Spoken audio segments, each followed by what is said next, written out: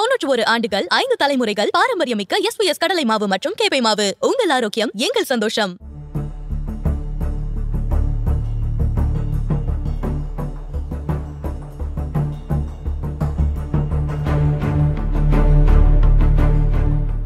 Colony என்ற சொல் ஆவணங்களில் நீக்கப்படுவது, சட்டத்தின் வழியாக செய்யப்படுவது.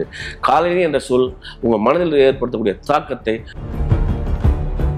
என்னுடைய நடத்தியால் நான் யாருன்னு கண்டுபிடிக்க முடியாது, என்னுடைய படிப்பால் நான் யாருன்னு கண்டுபிடிக்க முடியாது. இடம்பெற்றக்கூடிய ஆவணத்தின் மூலமாக நான் யாருன்னு உங்களுக்கு தெரிஞ்சது. பள்ளியில், கல்லூரியில், எல்லா இடத்துலையுமே உங்கள் சார்ந்த காட்டின உடனே உங்களுக்கு ஒரு அவமானம் நிகழ்வு. கொஞ்சம் உட்காருங்க. சின்ன வயசுல நீங்க சந்திச்சிருக்கீங்களா சார்? இந்த நிமிஷம் வரைக்கும் சந்திச்சுட்டு இருக்கேன். இந்தியாவுடைய குடியரசுத் தலைவர் இங்க தாழ்த்தப்பட்ட மக்கள் அரைப்படி நெல் கூடுதலாக்கிட்டு தீயில கொளுத்தப்பட்டாங்க வெண்மணில. நாம் தமிழர் கட்சியுடைய தலைமை ஒருங்கிணைப்பாளர் திரு சீமான்னா தந்தை பெரியார் அவர்களே இந்த சமூகத்துக்கு இப்ப தேவையில்ல அப்படின்லாம் பேசிட்டு இருக்காரு. இப்பவும் கூட இந்த மாதிரி அரசியல் ஜோக்கர்ஸ் பத்தி ஐஏஎஸ் இருக்காங்க இல்லையா, ஐபிஎஸ் இருக்காங்க இல்லையா, அவங்ககிட்ட நம்பாளுங்கிற ஒரு சொல் புழக்கத்துக்கு தெரியுமா? இப்போ யாருக்கா ஒரு ரெக்கமெண்டேஷன், இவர் நம்பால வந்திருக்காரு பாத்துக்கப்பா. சோழர்கள் ஆட்சி பொற்காலம் தான். அதாவது அதற்கு பிற்பாடு வந்த நாயக்கர் ஆட்சி இங்கதான் இந்த வர்ணாசிரமெல்லாம் நிறைய வந்தது. சோழருடைய காலம் தான் இங்க பொற்காலம்னு சொல்றாங்க. பொற்காலம் இல்ல, தமிழகத்துடைய இருண்ட காலம் அவங்க சொல்றாங்க. சமூகத்துல அதாவது வேங்கை வயல் சம்பவம் நடந்துட்டு இருக்கு. நிறைய இடங்கள்ல சமூக நீதி அரசுன்னு சொன்னாலும் பல இடங்கள்ல சாதி ரீதியிலான ஒடுக்குமுறைகளை நம்ம பார்த்துட்டு இருக்கோம். இப்போ நம்முடைய ஆளுநர் RN ரவியே மத வன்மமும் ஜாதி வன்மம் கொண்டவர் தானே. அன்பு நெஞ்சங்களுக்கு இனிய வணக்கங்கள். நான் உங்கள் சகோ சேத்தா இளங்கோவன். பொதுவாகவே நேர்காணல்கள் அதுக்குள்ள நிறைய செய்திகள் இருக்கும், பரபரப்பு இருக்கும், சுவாரஸ்யங்கள் இருக்கும். அதில் குறிப்பாக எழுத்தாளர்களை நேர்காணல் செய்வது அப்படிங்கிறது அது ஒரு தனித்துவமானது. நம்மோடு மிக முக்கியமான ஒரு எழுத்தாளர் இணைஞ்சிருக்காரு. அவருடைய எழுத்துக்கள் நம்முடைய ஆழ் மனசை தொடும். அதற்குள்ளார ஒரு அரசியலை ஒரு ஆசிரியர் போல நமக்கு சொல்லி கொடுக்கும். எந்த இடத்துலையும் பரப்புரை இருக்காது. ஆனால் அந்த எழுத்துக்களை விட்டு நம்ம உடனே விலகி வந்து விட முடியாது. கோவேறு கழுதைகள் மூலமாக இந்த இலக்கிய உலகத்திலும் அடியெடுத்து வைத்து அடுத்த அரசியலையும் பல விஷயங்களிலும் ஒரு முன்னோடியாகவும் இருந்திருக்காரு. நம்மோடு இணைந்திருப்பவர் மிக முக்கியமானவரான எழுத்தாளரும் SC/ST ஆணையத்துடைய துணைத் தலைவருமான திரு இமயம் இணைஞ்சிருக்காரு. நிறைய கேள்விகளை முன்வைப்போம். வணக்கம் சார். வணக்கம். எப்படி இருக்கீங்க? நல்லா இருக்கும். நல்லா இருக்கீங்களா சார்? ஒரு முக்கியமானது, கடந்த 29 மாதம் ஏப்ரல் மாதத்தில் முதலமைச்சர் திரு MK ஸ்டாலின் ஒரு முக்கியமான ஒரு சட்டத்தை கொண்டு வந்தார். அதாவது காலனி என்கிற சொல் நீக்கம் செய்கிறோம் அப்படின்னு சொன்னார். அது ஆதிக்கத்தின் குறியீடாக இருக்குது, அவச்சொல்லாகவும் பல இடங்கள்ல இருக்குது. இனிமேல் அதை புழக்கத்தில் இருக்கக்கூடாது அப்படின்னு தடுத்திருக்காரு ஒரு சட்டத்தை ஏற்றி. ஆனால் இன்னொரு பக்கம் ஒரு காலனிங்கிற ஒரு சொல்லை நீக்கினதால என்ன வந்துருச்சு? இன்னைக்கு எல்லா பக்கமும் CIT காலனி இருக்குது, பல நகரங்களில் ஊரில் காலனின்னு இருக்குது. இந்த இதுக்கு ஒரு சட்டமா? இதை முதலமைச்சர் தனியாக சொல்கிறாரு அப்படின்னு கேட்குறாங்க. உண்மையில் அதுக்கு பின்னாடி என்ன இருக்குது சார்? தமிழ்நாடுடைய முதலமைச்சர் 29/4/2025 தமிழ்நாடு சட்டமன்றத்தில் கொண்டு வந்த காலனி சொல் என்ற நீக்கம் சட்டங்கிறது தமிழ் சமூக வரலாறுல அல்லது இந்திய சமூக வரலாறுல நிகழ்ந்த மிகப்பெரும் மாற்றம். உண்மையிலேயே தமிழ்நாடு முதலமைச்சருக்கு வரலாற்றில் நிலைத்த நீடித்த புகழை பெற்று தரக்கூடிய சட்ட திருத்தம் இது. நீங்கள் சொன்னது மாதிரி காலனிங்கிற சொல் நீக்கத்தின் மூலமாக என்ன நம்ம சமூகத்தில் மாற்றம் நிகழ்ந்துட போகுது அப்படின்னு கேட்குறாங்க. அதுக்கு சில பேர் சொல்கிறாங்க CIT காலனி இருக்குது, ரயில்வே காலனி இருக்குது, SBI காலனி இருக்குது, டிஃபென்ஸ் காலனி இருக்குது, ஜெயேந்திரர் காலனி, இப்படி 100 காலனிங்கிற பேரை சொல்கிறாங்க. இந்த சொல் குறிக்கக்கூடிய அர்த்தம் வேறு. கிராமப்புறங்களில் காலனி என்ற சொல் குறிக்கக்கூடிய அர்த்தங்கள் வேறு. காலனி கிராமப்புறங்கள்னா அது ஆதி திராவிடர் மக்கள் வாழக்கூடிய பகுதி அல்லது பட்டியலினத்தவர் வாழக்கூடிய பகுதி. அங்கே வாழக்கூடியவங்க இவங்க இப்படித்தான் இருப்பாங்க, இவங்க நடவடிக்கை இப்படித்தான் இருக்கும், அவங்க உணவு இப்படித்தான் இருக்கும், அவங்க பழக்க வழக்கம் இப்படித்தான் இருக்கும் அப்படின்னு அது ஒரு குறியீடாக அல்லது ஒரு அவமானப்படுத்தப்பட்ட ஒரு பகுதியாக, புறந்தள்ளப்பட்ட பகுதியாக, ஊர் எல்லைக்குள் வராத ஒரு பகுதியாக அடையாளப்படுத்தப்படுகிறோம். இது உங்களுடைய மனசில் இருக்கு, உங்களுடைய சிந்தனையில் இருக்கு, உங்க செயலில் இருக்கு. இப்போ ஒரு பொட்டி கடைக்கு ஒரு பையன் போனால், ஏதாவது ஒரு பொருள் வாங்க போனால், நீ எங்கேருந்து வர அப்படின்னா அவன் எடுத்த உடனே நான் காலனிலேருந்து வரேன். அப்போ ஊர் என்பது காலனி என்பதும் இரண்டாக இருக்கிறது. ஊருக்குள் காலனி இல்லைங்கிறது தான்.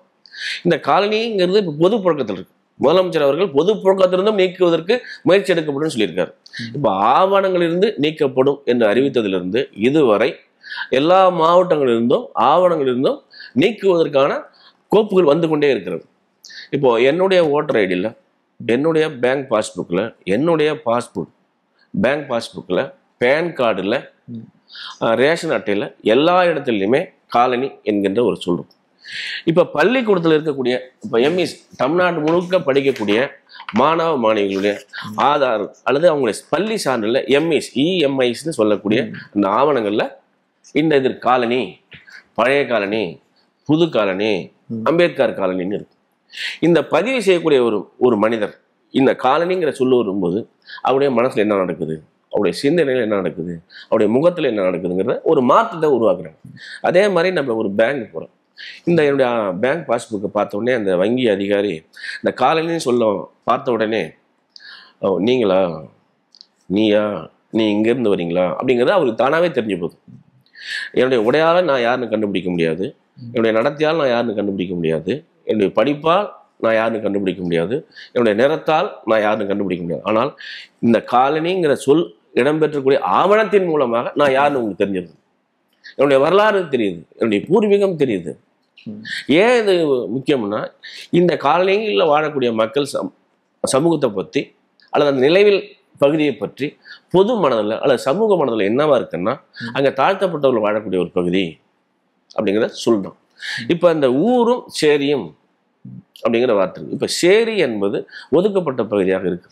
ஆகவே இனிமேல் அரசு ஆவணங்களில் இந்த சொல் நீக்கப்படும் என்பதால் இனி அந்த சொல்லின் வழியாக நான் சந்திக்கக்கூடிய அல்லது தமிழ்நாட்டில் 18% மேல் பெரும்பான்மையாக வாழக்கூடிய பட்டியலின சமூக மக்கள் இந்த சொல்லின் வழியாக இனிமேல் எந்த விதமான அவமானத்தையும் சந்திக்க மாட்டார்கள் என்பதுதான் முக்கியமானது.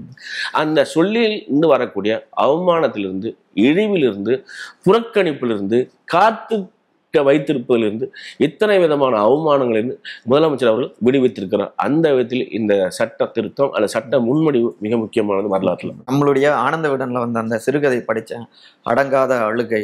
உண்மையிலே வாசித்த உடனே கண்ணு தண்ணி வந்தது. அந்த குழந்தை அறிவொளிங்கிற குழந்தை வந்து இடம் சொல்லிடும், ஆனால் அந்த எந்த ஊர்லேருந்து வரோம் அப்படிங்கிறத சொல்லவே சொல்லாது. வாத்தியார் கடுமையாக காட்டுவார். கடைசியாக அந்த ஊர் பேர் சொன்ன உடனே, ஒரு பட்டியல் சமூகத்துடைய பெயரை குறிப்பிட்ற மாதிரி சொன்ன உடனே அந்த பொண்ணு தாங்க முடியாமல் அழும். எல்லோரையுமே அழ வச்சிருந்தது. அந்த கதை ஒரு பள்ளிக்கூடத்தில் சின்ன குழந்தைங்க எப்படி ஒரு நான் எங்கேருந்து வரேன்னு சொல்கிறதுல அந்த குழந்தைகளுக்கு இருக்கக்கூடிய பிரச்சனை, தயக்கம், இப்படி ஒரு பேர் வச்சது இந்த சமூகம் தான் வெட்கப்படணும் அப்படின்னு. இப்போ இனிமே இந்த மாதிரியான பாதிப்பு இந்த காலனின்னு அங்கேருந்து வரேன்னு சொல்றது மூலமா வராது இல்லைங்களா? அந்த வார்த்தை நீக்கணும். இந்த வலியை உணர்ந்துதான் முதலமைச்சர் அவர்கள் இந்த சட்டத்தை கொண்டு வந்திருக்காரு நான் நினைக்கிறேன். ஒரு பள்ளியில எந்த ஊர்ல இருந்து வரேன், எந்த தெருவுல இருந்து வரேன், இப்ப காலையிலிருந்து வரேன் அல்லது பறையன்குளத்திலிருந்து வரேன் அல்லது நாவிதன்பட்டியிலிருந்து வரேன் அல்லது சக்கிலிப்பட்டியிலிருந்து வரேன் அல்லது பறையப்பட்டியிலிருந்து வரேன் அப்படின்னு அந்த ஊர் பேரு இருக்கு இல்லையா, அந்த ஊரு பேரு உங்களை அவமானப்படுத்தப்படும் ஒரு சொல்லாக, காலனி என்ற சொல்லு உங்களை இழிவுபடுத்தும் சொல்லாக இருக்கிறது. இது ஒரு ஆதிக்கத்தின் சொல். இன்னொன்னு முதலமைச்சர் சொன்னதுன்னா, இந்த மண்ணினுடைய பூர்வ குடிகளான ஆதி குடிகளான இந்த மக்களை இழிவுபடுத்தும் சொல்லாக, அவமானப்படுத்தும் சொல்லாக இருக்கிறது. ஆகவே அவர் சந்திக்கக்கூடிய அவமானத்திலிருந்து விடுவிக்கிறேன், இழிவிலிருந்து விடுவிக்கிறேன் என்பதுதான் மிக முக்கியமானது. நீங்க எல்லா இடத்துலையும் இதை நீங்க பார்க்க முடியும். அரசு அலுவலகங்கள்ல, பள்ளியில, கல்லூரியில, எல்லா இடத்துலையுமே உங்க சார்ந்த காட்டின உடனே உங்களுக்கு ஒரு அவமானம் நிகழ்வு. அதை சந்திச்சவங்களுக்கு தான் தெரியும் அந்த அவமானம்னா என்னன்னு. அது அவமானம்னா நீங்க பறையனா பல்லனா செக்கிலியா அப்படின்னு கேட்க மாட்டாங்க. கொஞ்சம் உட்காருங்க, அந்த டோன் கொஞ்சம் இருங்க, வந்த உடனே செய்யணுமா? சின்ன வயசுல நீங்க சந்திச்சிருக்கீங்களா சார்? இந்த நிமிஷம் வரைக்கும் சந்திச்சிட்டு இருக்கேன். இப்ப வரைக்குமா? ஆமா. இப்ப நீங்க மிக உயர்ந்த ஒரு பொறுப்பு இல்ல, பொறுப்பு இப்ப இந்தியாவுடைய குடியரசுத் தலைவர், இந்தியாவுடைய குடியரசுத் தலைவரா தலித் குடியரசுத் தலைவரா? கரெக்டா சொன்னா குடியரசுத் தலைவர். நீங்க உங்க சமூகத்துல உங்களுடைய இதுல எப்படி அவங்க அறிமுகப்படுத்த எப்படி பண்ணீங்க? பட்டியல் சமூகத்தை சார்ந்த தலித் குடியரசுத் தலைவர். நீங்க இந்தியாவுல உயர்ந்த இடத்திற்கு போனால் கூட இந்தியாவுல உச்சபட்ச பதவி எது? குடியரசுத் தலைவர் தான். முதல் குடியரசுத் தலைவர் நீங்க அறிமுகப்படுத்த எப்படி சொல்றீங்க? தலித் குடியரசு. இப்ப நான் எழுத்தாளர், நான் கிட்டத்தட்ட 34 ஆண்டு கழிச்சு என்னை அறிமுகப்படுத்தக்கூடிய உங்களை மாதிரி பத்திரிகையாளர்கள், யூடியூப்காரங்க, ஜேர்னலிஸ்ட் எல்லாரும் என்ன பண்றாங்க, இவர் தமிழ் தலித் இலக்கியத்துல முக்கியமானவர் அப்படின்னு சொல்றீங்க. இந்த சொல் நீங்க ஜாதியவாதின்னு காட்டுது. அதே தான் இங்கேயும் இந்த ஆவணங்கள் எங்களை அல்லது இந்த சமூக மக்களை இழிவுபடுத்துகிறது. காலங்காலம் கிட்டத்தட்ட 1300 ஆண்டுகளாக இது பயன்படுத்தப்பட்டு வருது. ஆகவே இந்த சொல்லிருந்து உங்களை விடுவிக்கிறேன். இந்த சொல்லின் வழியாக நீங்க நினைக்கிறோம் இது ஒரு சொல் தானே, கதவு மாதிரி ஒரு சொல்லு, சட்டம் மாதிரி ஒரு சொல்லு, பேனா மாதிரி ஒரு சொல்லு, பேப்பர் மாதிரி ஒரு சொல்லு நீங்க நினைக்கிறீங்க. அந்த சொல்லும் காலனி என்கிற சொல்லும் ஒன்றா? அந்த சொல்லும் சேரி என்ற சொல்லும் ஒன்றா? அந்த சொல்லும் பரதுரு என்பதும் ஒரே சொல்லா? அது இல்லை. ஆக எல்லாரும் இன்னொரு விதமா என்ன சொல்றாங்க, காலனி என்பது வெள்ளைக்காரர்கள் வந்தபடிதான் வந்தது. அதான் சொல்ல காலனி நாடுகள்னா அது அவங்க பெருமிதமா தானே சொல்றாங்க காலனிங்கிறத. உண்மை. நீங்க உங்க இந்தியா எவ்வளவு ஜாதிய வன்மம் நிறைந்த சமூகம் என்பதற்கு உதாரணம். இப்ப சென்னையிலே சொல்றாங்க, சென்னையில நூற்றுக்கணக்கான காலனிகள் இருக்கு, அங்க ஜாதி இதே சொல் பொருந்துகிறதா? பொருந்தாது. இப்ப காலனிங்க என்பது வெள்ளைக்காரர்ல வந்தது. முதலாக போர்ச்சுகீஸில் வராங்க, அப்புறம் டென்மார்க் வரான், பிரெஞ்சு வரான், பிரிட்டிஷ் பீப்புள் வராங்க. அவங்க பயன்படுத்தின சொல் காலனி என்பது குடியிருப்பு, அனைவரும் சேர்ந்து இருக்கக்கூடிய ஒரு பகுதி என்ற பொருள் தான் பயன்படுத்துறாங்க. இன்னைக்கு சென்னையில் இருக்கக்கூடிய எல்லா காலனியும் அந்த பொருள் தான் பயன்படுத்தப்படுகிறது. ஆனால் நகரங்களில் காலனி என்ற சொல் பயன்படுத்தப்படுவதற்கும் கிராமப்புறங்களில் காலனி என்ற சொல் பயன்படுத்துவதற்கும் வித்தியாசம். இப்ப இந்தியாவே காலனி நாடாக தான் இருந்தது. இப்போ உங்களுக்கு இங்கிலாந்து 30 நாடுகளுக்கு மேல காலனி ஆதிக்கம் செஞ்சிருக்கு. அவங்களுடைய அரசு அதிகாரத்துக்கு கீழே, ஆளுகை கீழே கட்டுப்பட்ட நாடுகள் எல்லாமே காலனிய நாடுகள் தான். அவங்க காலனிய மேலாதிக்க நாடுகள். பிரெஞ்சு 5 நாடுகளுக்கு மேல காலனி ஆதிக்கம் செஞ்சிருக்கு. பிரேசில் பண்ணிருக்கு, ஜெர்மனி பண்ணிருக்கு. இன்னைக்கு உலகத்துல பெரும் வல்லமை படைத்த நாடுன்னு சொல்லக்கூடிய அமெரிக்காவே காலனி நாடுகள் தான். இப்ப காலனி எங்களுக்கு இல்லை அப்படின்னா, இல்ல காலனி எங்களெல்லாம் தாழ்த்தப்பட்ட பட்டியலின மக்களை காலனி வாசிகள் என்று சொன்னால், இங்கிலாந்து கீழே இந்தியா காலனி நாடானது அப்படின்னு பார்த்தா, இந்தியாவில் வாழ்கிற அல்லது வாழ்ந்த அனைவருமே பட்டியலின மக்கள் என்றுதான் அர்த்தமாகிறது. இது என்னன்னா உங்க ஜாதி எல்லாத்தையுமே நீங்க ஜாதியோடு பார்ப்பீங்க. ஒரு காலனி குடியிருப்பு பகுதியை கூட நீங்க ஜாதியா பாக்குறீங்க, அந்த ஜாதிக்குரிய பண்பாடா பாக்குறீங்க. அந்த சாதியை இழிவுபடுத்துவதான ஒரு சொல்லா நீங்க பயன்படுத்துங்க தான் குற்றச்சாட்டு. இது சமூகம் செஞ்ச மிகப்பெரிய குற்றச்சாட்டு. இந்த குற்றச்சாட்டு எங்க தொடங்குன்னா உங்களுக்கு 11ஆம் நூற்றாண்டு இந்த இழிவுகள் தொடங்கு. அதான் கேட்கணும்னு நினைச்சேன். சேரி அப்படிங்கிறது இன்றைய காலத்துல சேரி அப்படின்னாலே ஒடுக்கப்பட்ட அப்படின்னு பொது சமூகம், அதாவது இந்த பிற்படுத்தப்பட்ட, மிகவும் பிற்படுத்தப்பட்ட, முற்பட்ட சமூகம்னு சொல்றவங்கள பெரும்பாலானவங்க அப்படி பாக்குறாங்க, எல்லாரும் இல்லை. ஆனா நம்மளுடைய வரலாறுல சேரிங்கிறது எப்படி அடையாளப்படுத்தப்பட்டிருக்கு? இப்போ நம்முடைய இலக்கிய மரபுல மிகவும் மூத்தது, உலகத்திலே இலக்கிய செழுமை கொண்ட மொழி இலக்கிய தமிழ் மொழி தான். அதுல மூத்ததுன்னு சொல்றது தொல்காப்பியம். அது கிமு 711. நான் இந்த வருஷத்தை நான் சொல்லல, உலக தமிழாராய்ச்சி நிறுவனம் வரையறுத்திருக்கக்கூடிய காலம் கிமு 711. அதுல என்ன சொல்றதுன்னா, சேரி என்ற சொல் இடம்பெற்றிருக்கு. அந்த சேரி குறிக்கக்கூடியது கல்வி சாலை இருந்த இடம், பொது போக்குவரத்து இடம், அனைவரும் கூடி பேசக்கூடிய இடம், தெரு என்ற பொருளும் பயன்பட்டிருக்கு. அதன் பின்னாடி வந்த 14 கீழ்கணக்கு நூலில் குறுந்தொகை, அகநானூறு, நற்றிணையில என்ன சொல்றாங்கன்னா, இப்போ குறுந்தொகையில 6 பாடல்கள் இருக்கு, நற்றிணையில 9 பாடல்கள் இருக்கு, அகநானூர்ல 15 பாடல்கள் இருக்கு. இதுல எல்லாத்துலயுமே சேரி என்ற சொல் பயன்படுத்தப்பட்டிருக்கு. யானும் நும் சேரியனே அப்படிங்கிற வார்த்தை தான் வருது. புன்னை செரித்த சேரி, எல்லா இடத்துலயுமே சேரி அழகிய இடம், அனைவரும் சேர்ந்து வாழக்கூடிய இடம் அப்படிங்கிற பொருள் தான் பயன்படுத்த கூடிய வாழுகின்ற ஒரு இடம். இப்ப உதாரணமா பாண்டிச்சேரி இருக்கு இல்லையா, அது பாண்டிச்சேரி பாணாச்சேரி தான் பாண்டிச்சேரியா மாறிச்சு. பாணாச்சேரி பாணர்கள் வாழ்ந்த இடம். இப்போ அதுவும் இந்த இது மட்டும் இல்லாம உங்களுக்கு அதுக்கு அடுத்து வரக்கூடிய சிலப்பதிகாரத்துல மதுரை காண்டத்துல புறஞ்சேரி இருத்த காதைன்னு ஒரு காதையே இருக்கு. கோவலும் கண்ணகியும் வியாபாரம் செய்திருக்க மதுரை நோக்கி போகும்போது கவுந்தி அடிகள் அவங்களை கூட்டு போனாங்க இல்லையா, அவங்க தங்கியிருந்த இடம் புறஞ்சேரி என்ற பகுதி. இப்போ சேரி என்பது மதுரை மாநகரையும், சேரிக்கு வெளியே இருந்தது புறஞ்சேரி என்றதுதான் மதுரை இதுல சிலப்பதிகாரத்தில் சொல்றாங்க. அப்போ புறஞ்சேரியில யார் வாழ்ந்தார்கள், சேரியில் யார் வாழ்ந்தார்கள் என்கிற ஒரு கேள்வி. சேரியில் புறஞ்சேரியில் வாழ்ந்ததா சிலப்பதிகாரம் சொல்லுது, அங்கே பார்ப்பனர்கள் வாழ்ந்தார்கள். அப்போ பார்ப்பனர் அந்த காலத்துல எங்க வாழ்ந்தாங்க, ஊருக்கு வெளியே வாழ்ந்தார்கள். பிற சமூகம் எங்க வாழ்ந்தது, பொது ஊருங்கிற பகுதியில வாழ்ந்தது. அப்ப இப்படி உங்களோட வரலாறு நடுக்க நடந்துட்டு வரும்போது கடைசியா 11ஆம் நூற்றாண்டுல சோழருடைய எழுச்சி, அவங்க தான் சிறுதெய்வ வழிபாடு, முன்னோர் வழிபாடு, நடுகள் வழிபாட்டை எல்லாம் ஒழித்து பெருந்தெய்வ வழிபாடுகளை அவங்க கொண்டு வராங்க. பெருந்தெய்வ வழிபாடு வரும்போது அந்த கோயில் கட்டப்படுது நகரத்தினுடைய வெளியில் தானே, ஊருக்கு வெளியே தானே கட்டப்படும். அப்படி கட்டப்படும் போது அந்த நகர நிர்மாணத்தை உருவாக்குகிறார்கள். உங்களுக்கு வந்து கங்கை கொண்ட சோழபுரத்தினுடைய நகர நிர்மாணமும் தஞ்சாவூர் பெரிய கோயிலுடைய நகர நிர்மாணம் நீங்கள் பார்த்தீங்கன்னா தெரியும். யார் யார் உள்ளே இருந்தாங்க, யார் யார் வெளியே இருந்தாங்க. ஆக உங்களுடைய படிப்பு, கல்வி, அறிவு, மேன்மை, இலக்கிய செழுமை, மொழி வளமை, இலக்கணம் அனைத்தும் கோயிலை கருவறை யார் நிர்வகிக்கிறாங்களோ அவங்களுடைய கட்டுப்பாட்டுக்கு எல்லாம் போன பிறகு கிட்டத்தட்ட வைதிக முறை நடைமுறைக்கு வந்த காலம்னு வச்சுக்கலாம், அல்லது வர்ணாசிரம தர்மம் நடைமுறைக்கு வந்தது சோழருடைய காலத்துல தான், 11ஆம் நூற்றாண்டுல இருந்து. அவங்க தான் வந்து என்ன பண்றாங்க, இங்க என்னென்ன சமூகம் வாழணும். அப்ப ஏற்கனவே ஊராக இருந்த பகுதி ஊருக்கு வெளியே என்ற நிலை வருகிறது. ஆகவே அது சேரியாக மாற்றப்படுகிறது. உங்களுக்கு பெரிய புராணத்துல 11ஆம் நூற்றாண்டுல எழுதப்பட்ட சேக்கிரார் எழுதப்பட்ட பெரிய புராணத்தில் தீண்டாச்சேரி, சோழர்கள் உருவாக்கிய நகரம் தீண்டும் சரியாகவும் முன்பு வரலாறாக வாழ்ந்த சமூக பகுதி வந்து தீண்டாச்சேரியாகவும் மாறுகிறது. சோழர்கள் தான் இதுக்கு ஒரு மிகப்பெரிய வரலாற்றை உருவாக்குனாங்க. என்னுடைய தனிப்பட்ட கருத்து, சோழருடைய காலம் தான் இங்கே பொற்காலம்னு சொல்றாங்க. அதான் கேட்கணும்னு. அது சோழருடைய காலம் பொற்காலம் இல்லை. குறிப்பாக இந்த சமூகத்தில் வர்ணாசிரம் தர்மத்தையும் வைதிக முறை நடைபெறுத்தியதால் தமிழகத்தினுடைய இருண்ட காலம் என்று அவங்க சொல்லுவோம். அந்த இருண்ட காலத்தை மேலும் இருண்ட காலமாக மாற்றியவர்கள் விஜயநகர பேரரசு காலம். அவருடைய ஆட்சி காலத்தில் ஏற்கனவே இருண்டு போயிருந்த காலத்தை சமூக அமைப்பு மேலும் இருளை செஞ்சாங்க. அதன் பின்னாடி நாயக்கர்களுடைய காலம், நாயக்கர் அது அந்த காலம் தான் சிற்றிலக்கிய காலம் வருது. அப்போ அவங்களும் என்ன பண்ணுறாங்க, இந்த சமூக இருட்டை மேலும் வலுப்படுத்துவதாக அவங்களுடைய ஆட்சி காலம். அதன் பின்பாக நீங்கள் எங்கே வரீங்க, அதுக்கு பின்னாடி வெள்ளைக்காரர்கள் வராங்க.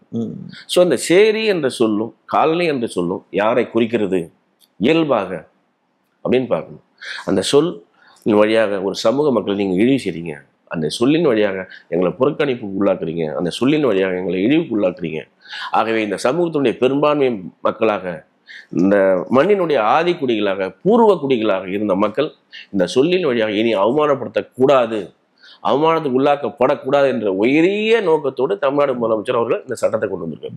தமிழ் தேசியம் பேசுகின்ற பல்வேறு இயக்கங்கள், அமைப்புகள், குழுக்கள், கட்சிகளும் கூட சோழர்கள் ஆட்சி வந்து பொற்காலம் தான், அதாவது அதற்கு பிற்பாடு வந்த நாயக்கர் ஆட்சி இங்கே தான் இந்த வர்ணாசிரமெல்லாம் நிறைய வந்தது அப்படின்னு அவங்க குறிப்பிடுறாங்க. இன்னமும் ஜனநாயகம் தலை தோங்கிய ஒரு ஆட்சியாக தான் சோழர்கள் ஆட்சி இருந்தது அப்படிங்கிறாங்க. அது முற்றிலும் தவறு என்பது என்னுடைய கருத்து. இப்போ தஞ்சை பெரிய கோயிலில் எல்லா சமூகமும் கோயிலுக்குள்ளே போகணும் எப்போ சட்டம் வந்துச்சு? மதுரை மீனாட்சி அம்மன் கோயிலில் எல்லா சமூகமும் கோயிலுக்குள்ளே போகணும் சட்டம் எப்போ வந்துச்சு? இப்போ திருவண்ணாமலை இருக்க கோயிலில் எல்லா சமூகமும் உள்ள போகலான்னு சட்டம் எப்போ வந்துச்சு? நீதி கட்சி ஆட்சி என்று கொண்டு வரவிட்டால் இன்னும் ஒன்று நான் தெரிய சொல்லுவேன், அந்த தெருவிலே நான் நடக்கூடாதுன்னு சொன்ன சாமி தானே அது. சட்டம் போட்டவர் தானே சோழர் மன்னர்கள். இந்த தெருவிலே நடக்கூடாது இல்லையா? அதானே உண்மை. இப்போ வைக்கம் போராட்டம் நடந்தது இல்லையா, பெரியார் நடத்தினார் இல்லையா, அவர் கோயிலுக்குள்ள போறதுக்காக போராட்டம் நடத்தினாரு. தெருவுல சுற்றி கோயிலை சுற்றி இருக்க அந்த 4 தெருவில் நடக்கிறது எனக்கு அனுமதி கொடுக்குறான்னு போராட்டம் நடத்துங்க. தெருவிலே அனுமதிக்கப்படாத ஒரு சமூக மக்கள், அனுமதிக்காத அந்த அரசு எப்படி வந்து பொற்கால ஆட்சியை கொடுத்துருக்க முடியும்? அது ஜனநாயக ஆட்சியா இருக்க முடியும்? உண்மையிலேயே சொல்றாங்க. அதே மாதிரி கரிகாலன் பத்தி எல்லாரும் சொல்றாங்க, கல்லணை கட்டினார், அது வரலாற்று பெருமை தான், அதை நம்ம இருக்குல்ல.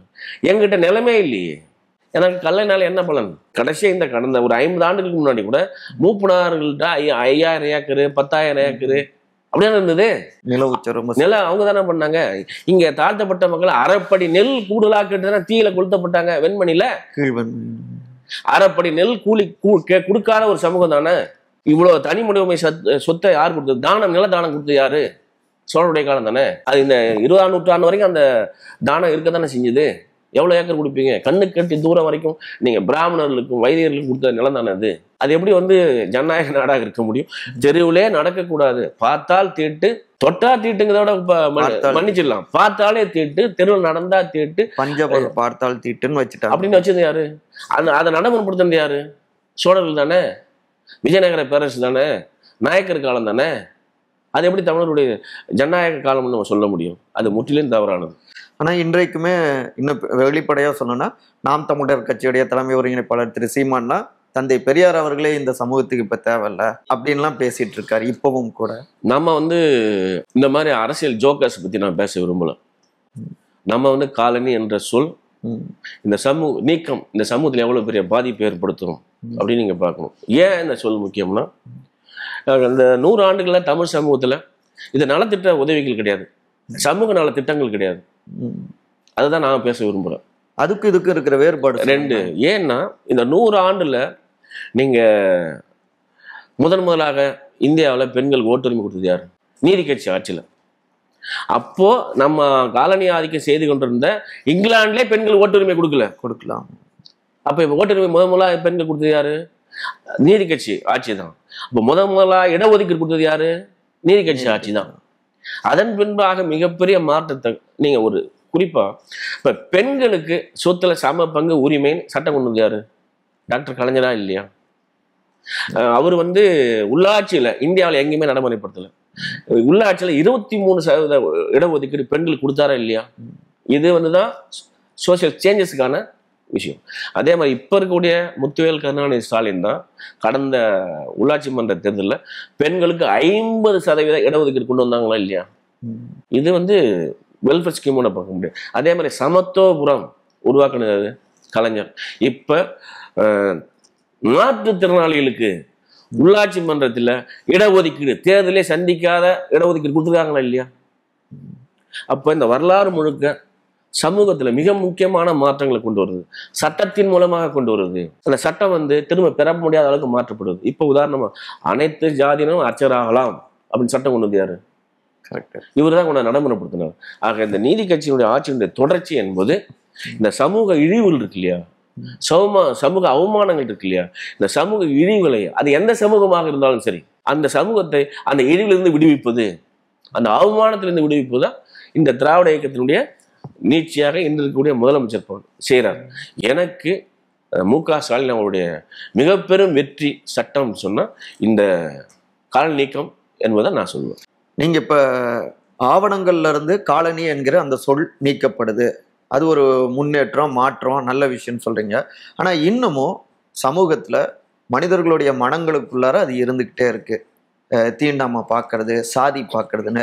இதை மாத்துறதுக்கு இது எப்படி ஒரு முன்னோட்டமா இருக்கும்? இதுல இருந்து எப்படி இந்த மாற்றத்தை நோக்கி நம்ம பயணிக்க முடியும்? நான் திரும்பி சொல்றேன், வலுவா சொல்றேன், அழுத்தமா சொல்றேன், ஸ்டாலின் அவருடைய வாழ்க்கையில செஞ்ச மிகப்பெரிய சட்டம் அப்படின்னு நான் நம்புறேன். காரணம், தமிழ்நாட்டில் 12% மேல வாழக்கூடிய இந்த மக்கள் இனி சமூக வெளியில் ஒரு ஆவணத்தின் வழியாக அவமானப்படுத்தப்பட மாட்டார்கள் என்பதுதான் மிக முக்கியமானது.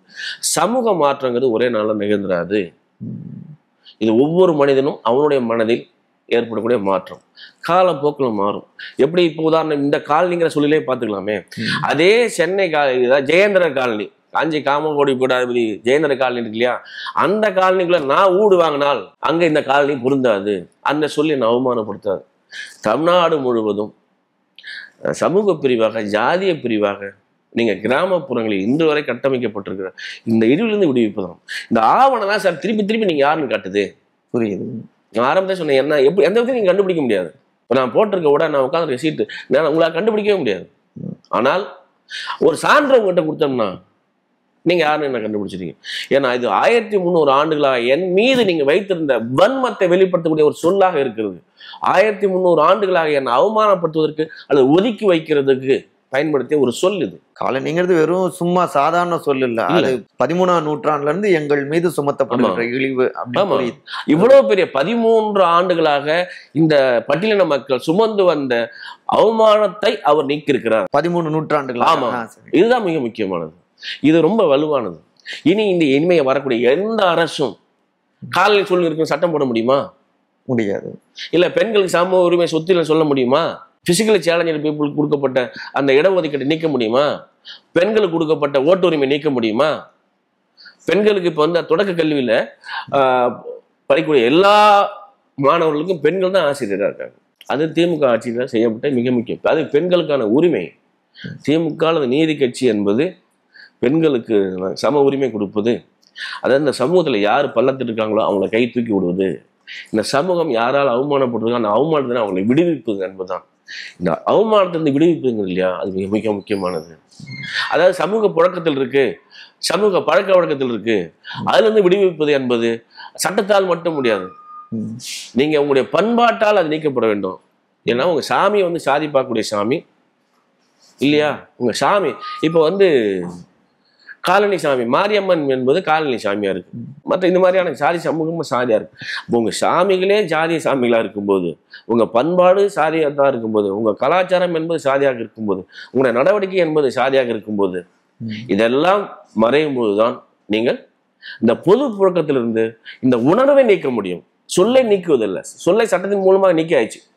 உங்களுடைய மனதில் இருக்கு இல்லையா, அந்த மனது உங்க சொல் உங்க மனதில் உருவாக்கக்கூடிய சித்திரம் இருக்கு இல்லையா, அந்த சித்திரத்தை நீங்க சமூக காலப்போக்கில் தான் மாற்றப்பட வேண்டும். அது கட்டாயம் மாறும். இன்னும் ஒரு நூற்றாண்டில் அது நிச்சயம் மாற்றிவிடும்.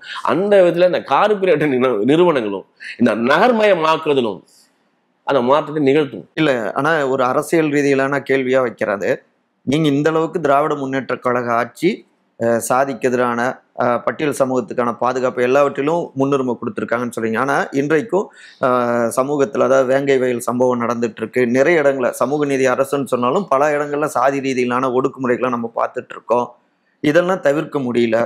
அடுத்து ஒரு உதாரணம் சொன்னா, ஆளுநர் திரு ஆர் என் ரவி சமீபத்துல கூட தமிழ்நாடு தான் அதிக அளவுல சாதி ரீதியிலான அந்த ஒடுக்குமுறைகள்லாம் நடக்கிற ஒரு மாநிலமா இருக்குன்னு சொல்லியிருக்காரு. இப்போ நம்முடைய ஆளுநர் ஆர் என் ரவியே காஞ்சி காமகோட புதிய மடாதிபதி பதவியேற்றார் இல்லையா, இவர் இப்போ எப்படி அந்த ட்ரெஸ்ல போய் நின்னாரு?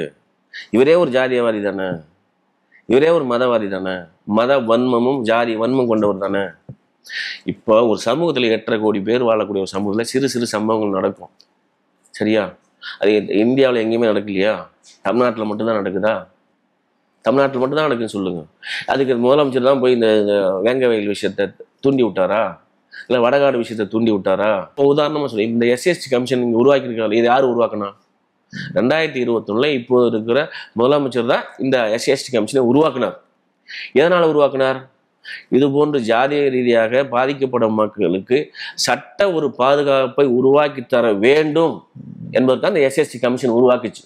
ஸோ நாங்கள் எஸ்சிஎஸ்டி கமிஷனில் தொடர்ந்து இது மாதிரி சமூகத்தில் எங்கே பாதிப்பு ஏற்படுகிறதோ அவர்களுக்கு சட்ட ரீதியான பாதுகாப்பு கொடுக்குறோம். அவங்களுக்கு ஏதாவது நிதி உதவி தேவைப்பட்டால் தீர்வு உதவித்தொகையின் பேர் அதில் நாங்கள் கொடுக்குறோம்.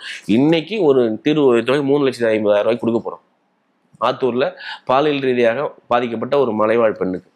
ஆகவே ஒரு அரசு என்பது, இப்போ நீங்கள் 8.5 கோடி பேர் 8.5 கோடிக்கும் பேருக்கும் ஒரு போலீஸ் போட முடியுமா? நீங்கள் சமூக மாற்றம் வேணும், சமூகத்தில் மனமாற்ற வேண்டும். இவ்வளோ படிப்பு படிச்சிருக்கீங்க இல்லையா, இவ்வளோ உயரிய அதிகாரி இருக்காங்க இல்லையா, இப்போ ஐஏஎஸ் இருக்காங்க இல்லையா, ஐபிஎஸ் இருக்காங்க இல்லையா, அவங்ககிட்ட நம்பாளுங்கிற ஒரு சொல் புழக்கத்துக்கு தெரியுமா? நம்பாள்னு என்ன? நீ நானும் ஒரே ஜாதி. இப்போ யாருக்கா ஒரு ரெக்கமெண்டேஷன், இவர் நம்பால வந்திருக்காரு பாத்துக்கப்பா, ஒரே ஊருக்காரங்க, சொந்தக்காரங்க, ஊருக்காரங்க இல்ல, நம்ம ஆளுங்க, ஒரே சாதிக்காரங்க. நான் வாழ்க வாழ்க நாவல சொல்லல. நீங்க ஒரு ஊரா இருந்தாலும் நீங்க பரத்தெரு, ஒரே ஊர் இருந்தாலும் நீங்க காலை தெரு அல்லது பள்ளத்தெரு அல்லது அறிஞர் தெரு, ஒரே ஊர் தான். நீங்க ஒரு ஊருக்குள்ள இல்லை. அதே தான் அரசு அலுவலகங்களிலும் நம்பாளுங்கிற வழக்கு இருக்கு. ஆனா நம்பாளுங்கிற ஒரு கதையை எழுதியிருக்கேன். அரசியல் கட்சிக்குள் இந்த நம்பாள் என்பது எப்படி செயல்படுகிறது, உயர அதிகாரிகள் மத்தியில் இந்த நம்பாள் என்ற சொல் எவ்வாறு புழக்கத்தில் இருக்கு, அது பயன்படுத்தப்படுகிறது அப்படின்னு போவோம். நீங்க ஜாதி இல்லை, நகர்ப்புறங்கள்ல ஜாதியா இல்லை, கிராமப்புறங்கள் தான் ஜாதி இருக்கு, காலனி இருக்கு நீங்க சொல்றீங்க இல்லையா. இப்ப சென்னையில வரக்கூடிய ஆங்கில பத்திரிகைகள்ல மேட்ரிமோனியல்னு ஒரு பகுதி வருதா, அதுல பாத்தீங்களா? உங்க சமூகம் ரொம்ப படிச்ச டாக்டரா இருக்கிற, ஐஏஎஸ்ஆ இருக்க, ஐபிஎஸ்ஆ இருக்கிற, அமெரிக்காவில் படிச்ச 100% மார்க் வாங்கினவங்க தான் இவங்க எல்லாம் இல்லையா. இவங்க மனசுல எவ்வளவு ஜாதி இருக்குங்கிறதுக்காக ஆதாரம் உங்களுடைய மேட்ரிமோனியல் பார்த்தாலே தெரியும். நீங்க எப்படிப்பட்ட சமூகத்துல வாழ்றீங்க, நீங்க உங்களுடைய மனநிலை என்ன, உங்களுடைய நடவடிக்கை என்ன நிரூபிக்கும். ஆகவே சட்டத்தின் மூலமாக சில விஷயங்களை தீர்க்க முடியும். மன மாற்றத்தின் மூலமாக, சமூக மாற்றத்தின் மூலமாக சில தீர்வுகளை நம்ம எட்ட முடியும். காலனி என்ற சொல் ஆவணங்களில் நீக்கப்படுவது, சட்டத்தின் வழியாக செய்யப்படுவது. காலனி என்ற சொல் உங்க மனதில் ஏற்படுத்தக்கூடிய தாக்கத்தை மன மாற்றத்தின் மூலமா தீர்க்க முடியும். இப்போ நான் திமுக, நான் மூட நம்பிக்கை பரப்புறேன்னா என்னுடைய கதைகள் மூட நம்பிக்கை பரப்புதா? இல்ல, அது ஒரு அரசாங்கம் செய்யறப்ப இன்னும் வீரியம். அரசாங்கம் செய்யுன்னா